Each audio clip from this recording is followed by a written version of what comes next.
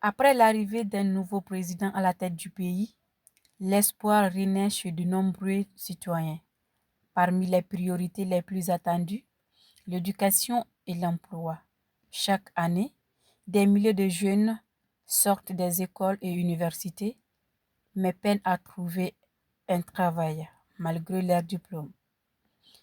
Ils se retrouvent à naviguer entre les marmites d'été et les marchés, entre promesses de réforme et réalité du terrain.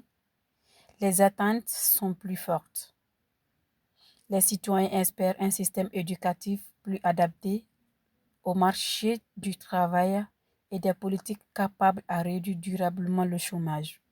Dans ce reportage, nous donnons la parole aux jeunes pour comprendre leurs espoirs et les défis qui attendent du nouveau président.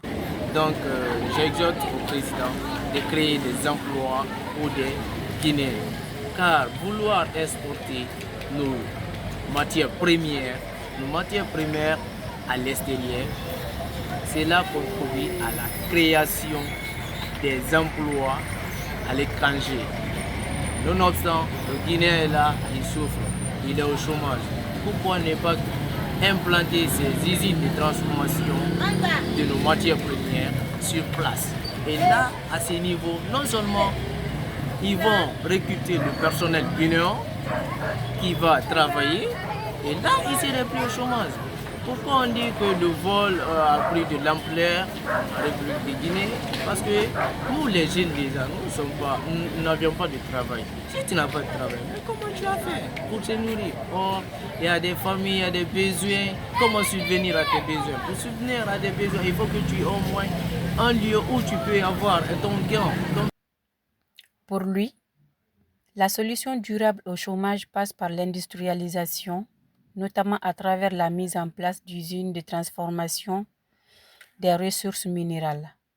Selon lui, la Guinée dispose d'importantes recherches minières, mais continue d'exporter des matières premières brutes et d'importer ensuite des produits transformés à forte valeur ajoutée. Faire évoluer un domaine, on doit comprendre que si l'enseignant d'abord est mal payé, qui n'a pas ses droits et ne peut pas aussi donner ses cours normaux dans les classes, il ne peut pas donner un savoir de sa propre conscience parce que sa conscience est déjà impactée par des problèmes sociaux. En fait, c'est ce que le président doit chercher à voir le domaine. Essayer de purifier, de faire comprendre à la nation qu'aucune nation ne peut développer sans éducation.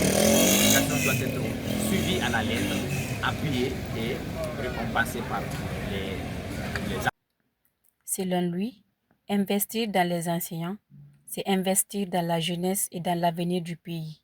Il ajoute que cette amélioration passe aussi par des formations continues, des infrastructures adaptées et des matériels pédagogiques suffisants, afin que les élèves acquièrent des compétences réelles et puissent s'insérer efficacement sur le marché du travail. Qu'on puisse s'en sortir, mais on n'a pas de soutien. Et nous demandons aujourd'hui le nouveau président de venir au secours aux étudiants ou aux diplômés qui ont déjà fini les études, qui ont des idées avancées dans l'entrepreneuriat, et on leur amène les soutiens qui puissent évoluer et non seulement qu'ils peuvent attendre l'État pour avancer dans un pays qui est en voie de développement.